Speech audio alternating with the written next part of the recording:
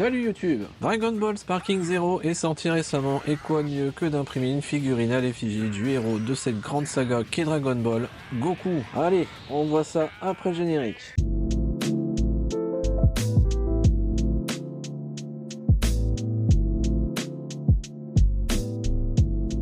Pour le coup, ce n'est pas moi qui vais l'imprimer sur une de mes machines, je vais passer par un service d'impression 3D qui est GLC 3DP. Ils m'ont proposé de tester leur plateforme, c'est donc eux qui seront sponsors de cette vidéo. Je tiens donc à les remercier pour cette opportunité qu'ils m'offrent et c'est grâce à vous sur YouTube et TikTok que je peux proposer ce type de contenu. N'hésitez donc pas à liker, à vous abonner et à partager cette vidéo, cela donne de la visibilité à la chaîne pour se développer et à vous proposer divers contenus en lien avec ma passion. On est donc sur une figurine de Goku version fin de Dragon Ball Z dans son combat contre Oob. Le modèle a été conçu par Yodan et est disponible sur Cult 3D, je te mettrai le lien dans la description. On se rend donc sur le site de JLC 3DP qui propose donc de l'impression mais également de la découpe laser ou encore des circuits imprimés. Nous allons donc voir comment fonctionne le service, les prix de celui-ci, les frais d'envoi et par la suite le résultat final. Allons tout de suite à l'essentiel sur la page qui nous intéresse le plus. On clique donc sur Order Now. On voit tout de suite les différents services que propose le site, l'impression 3D, la découpe laser, la conception de pièces mécaniques et les circuits imprimés. Revenons-en à l'impression 3D. Sur l'exemple ci-dessous, c'est un fichier au format STL standard à ce que l'on trouve sur des modèles disponibles sur les plateformes habituelles. Plusieurs technologies d'impression 3D sont disponibles, de la résine, du MJF nylon, du SLM pour du métal, du FDM pour le filament ou du SLS pour du nylon également. Ce qui m'intéresse ici, c'est forcément la résine. Plusieurs types de résine sont disponibles pour plusieurs types d'utilisation. Tu auras une infobulle pour te donner des exemples d'utilisation. Différentes couleurs ou effets sont également disponibles comme du transparent ou du translucide. Tu as également la possibilité de demander ou non un post-traitement après impression. Voilà, en fonction de tout ça, tu auras un temps de production plus ou moins long. Le prix de la pièce variera en fonction de toutes tes options, enfin principalement selon la résine que tu vas sélectionner. Allez, importons les parties de notre modèle de Goku. On va les prendre 5 par 5, un glisser-déposer suffit amplement pour pouvoir les importer. Pour le coup, j'ai choisi de garder la taille standard de la figurine, à savoir que le poids limite par pièce est de 80 MO. L'import se fait relativement rapidement. Voilà, comme je l'ai expliqué, le prix se calculera automatiquement en fonction de la résine que tu choisis. Dans notre exemple, si je sélectionne la Ledos 60-60, on est à 30 centimes pour la pièce.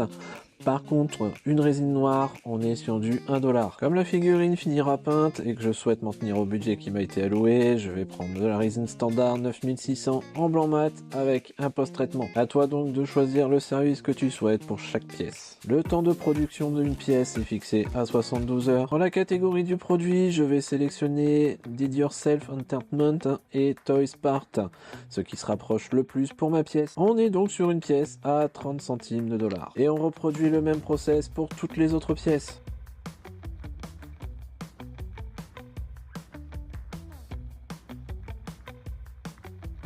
À savoir que sur cette page, elle ne te permet pas de charger plus de 10 pièces, aucune inquiétude, tu sélectionnes Select All et ensuite Save to Card pour l'envoyer dans ton panier. Le panier quant à lui est limité à 30 pièces, ce sera la limite du colis, ce qui est déjà largement suffisant pour la plupart des modèles disponibles. Perso, j'ai rarement imprimé un modèle avec autant de pièces. Petite astuce, rien ne t'empêche de fusionner plusieurs pièces ensemble dans 3D Builder par exemple pour n'en faire qu'une et l'importer sur la plateforme de JLC 3DP, cela comptera pour une seule et unique pièce. Une fois que c'est fait, allons jeter un œil au contenu du panier. On a donc nos 13 pièces de notre figurine avec un récap des options que nous avons choisies ainsi que le prix par pièce. Afin d'avoir le prix total du devis, on sélectionne les 13 pièces. Vigilance à bien aller tout en bas pour sélectionner l'intégralité des pièces. Niveau tarif, on est donc sur un total de 30,39$ pour l'ensemble du modèle. Vient s'ajouter à ça le tarif de la livraison qui est variable en fonction du livreur et du mode d'expédition. Je suis pas pressé, je vais prendre le FedEx Express. La livraison se situe entre 3 et 6 jours, ce qui est vraiment pas mal en soi. Il y a quelques coupons qui peuvent permettre de réduire un peu la note. Une fois que c'est fait, je valide la commande et c'est parti. Alors je vais pas montrer les fenêtres qui suivent puisqu'il y a mes données personnelles, donc bon. Et grosso modo, l'étape suivante sera la vérification de JLC 3DP de l'éligibilité des pièces à l'impression. Cela peut prendre quelques heures. Après cette vérif, tu recevras un mail de récap, direction la caisse et valider ton mode de livraison.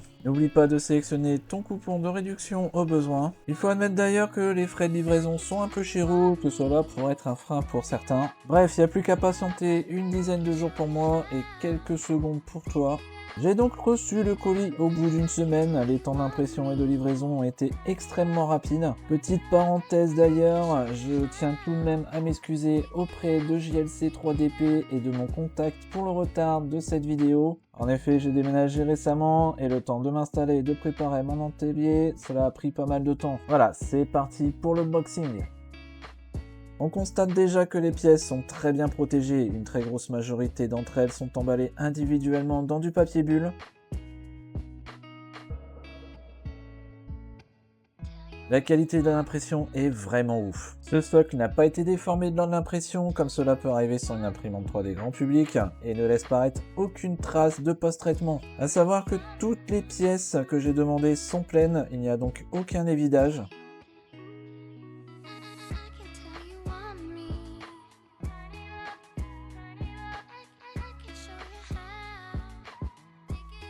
La texture des pièces est très douce, ça va être un régal de peindre tout ça.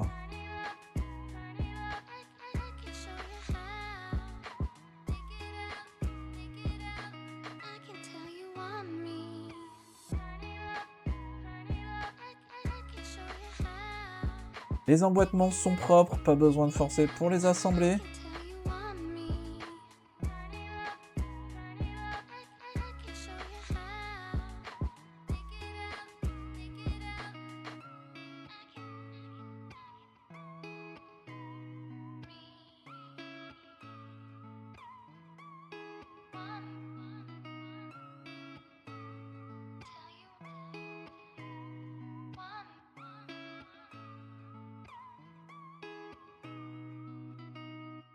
Jetons un œil à ce Goku. Il est vraiment terrible, je me répète, la qualité est top. On peut le voir rien qu'aux cheveux avec les toutes petites mèches qui sortent de sa tignasse.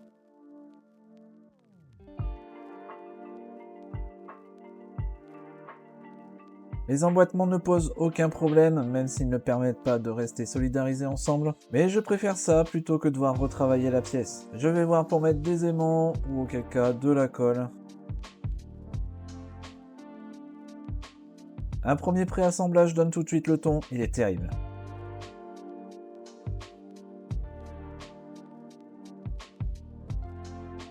Même chose pour cette Mao Mao du manga, les carnets de l'apothicaire. Et oui, il s'agit du second modèle qui était dans le colis, il fallait bien remplir le carton. Bon, j'ai dû sacrifier quelques pièces comme le socle de Goku ou les parties reliant les jambes de Mao Mao au socle, puisque le nombre de pièces sur mes deux modèles était supérieur à la limite. Pas bien grave, je m'en suis occupé moi-même. Pour résumer, l'impression ne montre aucun défaut, les détails sont bien présents comme le montrent ces quelques photos complémentaires.